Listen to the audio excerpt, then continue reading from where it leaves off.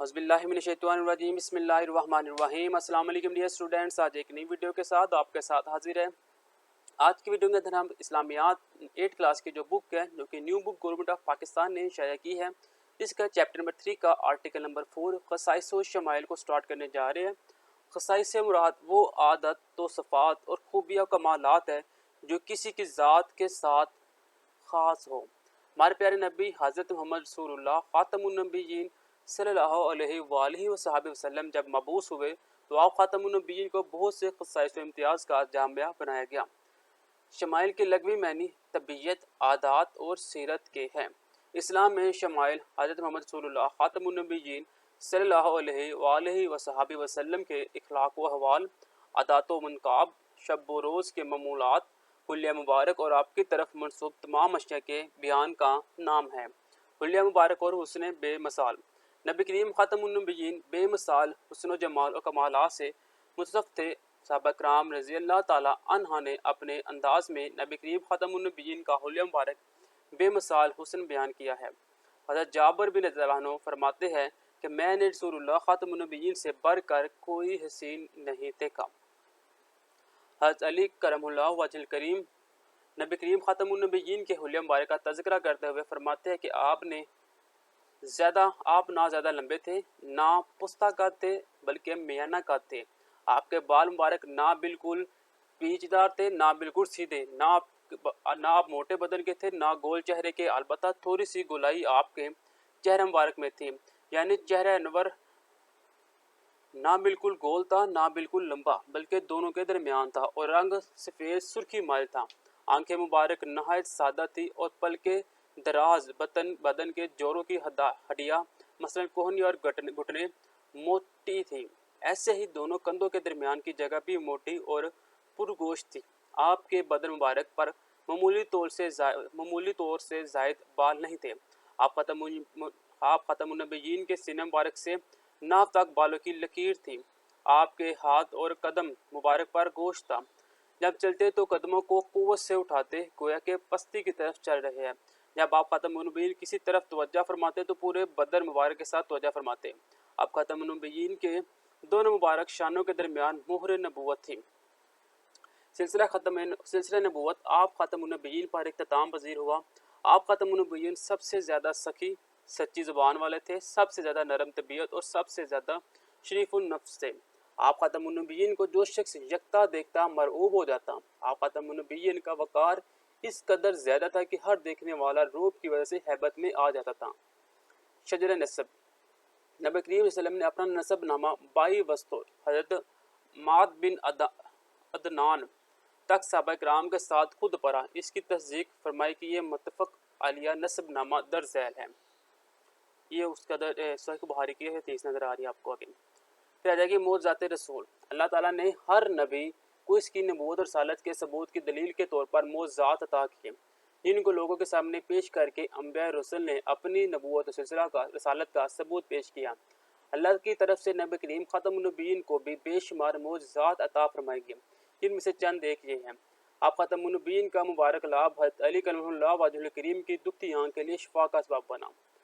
हज़रत अनस रज़ियल्लाहु अन्हु से रवायत है कि मैंने नबी करीम ख़ातमुन नबिय्यीन को देखा कि जब असर की नमाज का वक्त हो जाता तो लोगों ने वज़ू के लिए पानी तलाश किया, मगर ना मिला, तो नबी करीम के पास कुछ पानी लाया गया। आप ख़ातमुन नबिय्यीन ने अपना दस्ते मुबारक इस बर्तन में रखा और लोगों को वज़ू करने का हुक्म दिया। चनाचे मैंने देखा कि पानी आप ख़ातमुन नबिय्यीन की उंगलियों के नीचे से चश्मों की तरह फूट रहा था, हत्ता कि सब लोगों ने वज़ू कर लिया। ये सुनो नबी नसाई की हदीस है।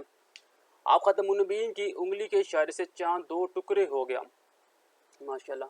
एक मरतबा आप ख़ातमुन नबिय्यीन ने दूध के प्याले में हाथ डाला तो इस प्याले में से असहाब सफ़ा ने सैर होकर दूध पिया और फिर भी प्याले में इतना ही दूध बाकी था। आप ख़ातमुन नबिय्यीन का पसीना मुबारक हर तरह के अतर से ज़्यादा खुशबूदार था। एक सहाबी की टूटी हुई टांग पर अपना दस्ते इक़दस फेरा तो तकलीफ जाती रही, टांग जुड़ गई और वो बारगाह रिसालत से खुद चलकर रुखसत हो गए। सैयदना अबू हुरैरा रज़ियल्लाहु अन्हु यानी बाज़ औक़ात भूल जाते थे। नबी करीम ख़ातमुन नबिय्यीन के सामने उन्होंने चादर बचाई। आप ख़ातमुन नबिय्यीन ने फ़ज़ा में से कोई अनदेखी शय हाथ में भर कर उनकी चादर में डाली। उन्होंने चादर सीने से लगाई। हज़रत अबू रज़ियल्लाहु अन्हु ابو ہریرہ رضی اللہ عنہ فرماتے ہیں کہ اس کے بعد میرا بھولنا ہمیشہ ہمیشہ کے لیے ختم ہو گیا، یعنی کہ سیدنا ابو ہریرہ رضی اللہ عنہ کہتے ہیں کہ مجھے نا بھولنے کی، میں بھول جاتا سب چیزیں۔ تو نبی صلی اللہ علیہ وسلم کے پاس گیا، انہوں نے چادر میں کوئی چیز ڈالی اور میں نے اس چادر کو اپنے اوپر لپیٹا، تو اس کے بعد مجھے کوئی چیز نہیں بھولی۔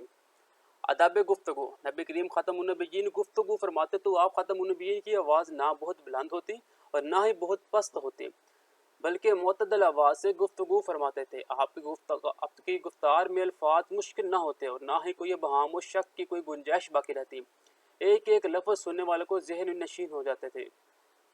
پتھر دل لوگ بھی شہد کی سی مٹھاس محسوس کرتے تھے۔ گفتگو اس انداز سے فرماتے کہ الفاظ کو آسانی سے گنا جا سکتا تھا۔ آپ کی گفتگو شعور اور آگاہی پیدا کرتی تھی۔ ام المومنین حضرت عائشہ صدیقہ رضی اللہ عنہا فرماتی ہے کہ نبی کریم خاتم النبیین عام آدمی کی طرح تیزی سے مسلسل کلام نہیں فرماتے تھے، بلکہ آپ خاتم النبیین اس طرح کلام فرماتے کہ ہر لفظ جدا ہوتا تھا اور پاس بیٹھنے والا شخص اسے یاد کر لیتا تھا۔ بعض اوقات آپ خاتم النبیین اپنے الفاظ کو بار بار دہراتے تاکہ سننے والے کے دل میں اتر جائے۔ حضرت عبداللہ بن عباس رضی اللہ عنہ فرماتے ہیں کہ جب نبی کریم خاتم النبیین کلام فرماتے تو سامنے کے دندان مبارک سے نور نکلتا ہوا محسوس ہوتا۔ انداز نشست و برخاست، آپ خاتم النبیین مجلس کی صورتحال کے مطابق انداز اختیار فرماتے، مجلس میں روب وقار اور عجز و انکسار کا حسین امتزاج سے۔ بعض اوقات نبی کریم خاتم النبیین تکیہ بھی استعمال فرماتے تھے۔ بعض اوقات فجر کی نماز کے بعد مسجد ہی میں بیٹھ کر مختلف اذکار فرماتے تھے۔ ملنے جلنے کے آداب، نبی کریم خاتم النبیین کسی سے ملاقات فرماتے تو اس کی طرف حقارت سے نہیں دیکھتے تھے، بلکہ چہرہ نور اس کی طرف پھیرتے اور پوری توجہ سے اس کی بات سنتے۔ جس شخص سے آپ خاتم النبیین مصافحہ فرماتے پورا دن خوشبو محسوس کرتا رہتا۔ آپ خاتم النبیین کی نگاہیں آسمان کی بجائے زمین کی طرف رہتی تھیں۔ آپ خاتم النبیین ہمیشہ نگاہ بر کر دیکھتے تھے۔ صحابہ کرام رضی اللہ عنہ کو آگے چلاتے اور جس شخص سے بھی ملتے تو سلام میں پہل کرتے۔ نبی کریم خاتم النبیین جب کسی سے ملتے تھے تو مصافحہ فرماتے تھے۔ نبی کریم خاتم النبیین کے حسن و جمال اور حسن اخلاق کا اثر تھا کہ لوگوں کے دل آپ خاتم النبیین کی تعظیم اور قدر و مذلت کے جذبات سے لبریز ہو جاتے۔ آپ خاتم النبیین کے صحابہ وارفتگی کی حد تک آپ خاتم النبیین سے محبت کرتے تھے۔ ہمیں بھی چاہیے کہ ہمیں اپنی عملی زندگی میں نبی کریم کے اخلاق و عادات کو اپنانے کی کوشش کرنی چاہیے۔ ٹھیک ہو گیا، اب آتے ہیں اس کی MCQs کی طرف۔ وہ عادات و صفات، خوبیاں، کمالات جو کسی کی ذات کے ساتھ ہو اسے خصاص کہتے ہیں۔ رسول اللہ خاتم النبیین کی مہر نبوت موجود تھی دونوں ہاتھوں کے درمیان، دونوں شانوں کے درمیان، یہ کندھوں کے درمیان۔ رسول اللہ خاتم النبیین نے اپنے نسب مبارک کی تصدیق فرمائی، یہ جی تصدیق جو سی ہے وہ فرمائی تھی آپ نے 19 یا 20، یہ بھی ہم نے پڑھا تھا، 22 وسطوں میں، جی 22 وسطوں سے چلتے ہوئے رسول اللہ خاتم النبیین کی نگاہ مبارک تھی زمین کی طرف۔ شمائل نبوی سے کیا مراد ہے؟ یہ ابھی ہم نے اوپر پڑھا ہے جی، اس کا جواب آ جائے گا یہ جی۔ شمائل کی لغوی معنی طبیعت، عادات اور سیرت کی ہے۔ اسلام میں شمائل حضرت محمد صلی اللہ خاتم النبیین کے اخلاق و حوال، عادت و منقاب، شب و روز کے معمولات، حلیہ مبارک اور آپ کی طرف مرصود تمام اشیاء کے بیان کا نام ہے۔ یہ کویشچن نمبر 1 آپ کا کمپلیٹ ہو جائے گا، short question. Next question number 2 آپ کا آئے گا، حضرت علی کرم اللہ وجہ کریم کے فرمان کی روشنی میں حضرت صلی اللہ علیہ وسلم کے حلیہ مبارک کے 2 پہلو بیان کریں۔ تو یہ ہے جی 2 پہلو حلیہ مبارک کے، یہ جی یہ طریقہ شروع ہو رہا ہے۔ صرف مبارک کا تذکرہ فرماتے کہ آپ نہ زیادہ لمبے تھے نہ پستہ قد بلکہ میانہ قد تھے، ایک ہو گیا۔ آپ کے بال مبارک نہ بالکل پیچ دار تھے نہ بالکل سیدھے، 2 ہو گئے۔ اور نہ آپ کو موٹے بدن کے تھے نہ گول چہرے کے، ٹھیک ہے، یہ 3 پوائنٹ ہو گیا۔ اور انہوں نے 2 کہا تو آپ لازمی 3 لکھیں تاکہ ایک آداب اضافی لکھے۔ سیرت نبوی خاتم النبیین کی روشنی میں گفتگو کے 3 آداب، تو یہ جو گفتگو کے آداب ہے جی، یہ نبی کریم گفتگو فرماتے تو آپ خاتم النبیین کی آواز نہ بہت بلند ہوتی اور نہ ہی بہت پست ہوتی، بلکہ معتدل آواز کے ساتھ گفتگو فرماتے۔ پہلا پوائنٹ، آپ کی گفتار میں الفاظ مشکل نہ ہوتے اور نہ ہی کوئی ابہام اور شک کی کوئی گنجائش باقی رہتی۔ دوسرا پوائنٹ، ٹھیک ہے، 2 پوائنٹ آپ نے کرنے تھے۔ آگے آ جائے گی حضرت محمد صلی اللہ خاتم النبیین کو کوئی سے 2 موضوعات تحریر کرے تو وہ دیکھیں، مجھے تو لگتا ہے موضوعات ان سے وہ تو آپ کو پڑھنے کی ضرورت ہی نہیں ہے، آپ کو آتے ہی اتنی ہوگی، دیکھیں اتنے موضوعات ہیں، اس میں سے کوئی سے بھی آپ لکھیں، ضروری نہیں ہے کہ جو کتاب کے اندر لکھے ہوئے ہیں آپ یہی لکھیے، آپ اپنے پاس کے جو آپ کے مائنڈ میں ہے موضوعات آپ وہ بھی لکھ سکتے ہیں۔ حضرت محمد رسول اللہ خاتم النبیین کے مبارک شجر نسب کی پہلی 4 شخصیات کے نام تحریر کریں۔ تو یہ ہے جی شجرہ نسب، یہ ہے جی محمد بن عبداللہ بن عبد المطلب بن ہاشم بن مناف بن کسی بن کلاب، یہ جی نام ہے۔ آپ اس میں سے پہلے 2 کے نام لکھ سکتے ہیں۔ اب وہ MCQs والا ہاشم والا یہ لکھا ہوا ہے، ٹھیک ہو گیا۔ اب آتے ہیں لانگ کوشچن کی طرف ہم۔ تو لانگ کوشچن کے ہمارے پاس جواب ہے حضرت محمد صلی اللہ خاتم النبیین کے خصاص و شمائل پر تفصیلی نوٹ لکھے۔ خصاص و شمائل یہ جو سب سے اوپر آپ کے پاس آ جائے گا، یہ آ گیا جی، ٹھیک ہے۔ میں آپ کو ہائی لائٹ کروا دیتا ہوں۔ یہاں سے آپ نے شروع کرنا ہے، تو یہ پہلا پیراگراف آپ کا کمپلیٹ ہوگا، یہ تو آپ کا کمپلیٹ ہو گیا، ٹھیک ہے۔ یہ لانگ کوشچن کی طرف میں لانگ کوشچن کا بتا رہا ہوں، ٹھیک ہے۔ لانگ کوشچن نمبر 1 یہاں سے لے کے یہاں تک، ٹھیک ہے۔ پھر آپ نے ہائٹنگ بنانی ہے، حلیہ مبارک اور حسن بے مثال، اس میں سے آپ نے علی تعالیٰ عنہ کا آپ نے بتانا ہے، ٹھیک ہے، یا پھر علی کا آپ رہنے دیں، آپ یہ والا بتائیں پہلے والا۔ جابر بن فرماتے ہیں، یہ ایک واقعہ صرف بتا دیں، ٹھیک ہے۔ یہ یہاں تک، یہ لانگ کوشچن نمبر 1 کا یہ بھی حصہ اس کے آگے آ جائے گا، ٹھیک ہے۔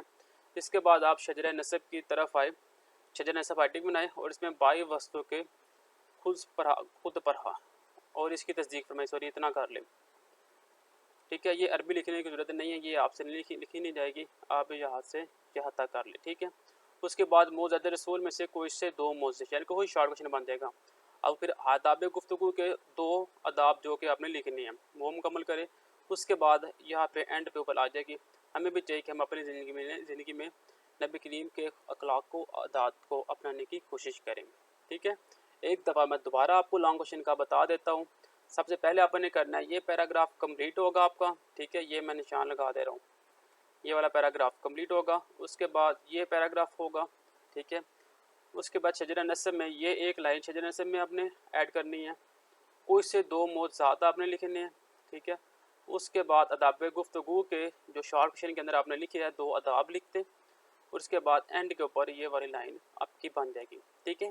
تو یہ ہمارے پاس جو چیپٹر ہے یہ بھی کمپلیٹ ہو گیا، انشاءاللہ نیکسٹ ویڈیو میں ملیں گے، تب تک کے لیے دے اجازت، اللہ نگہبان۔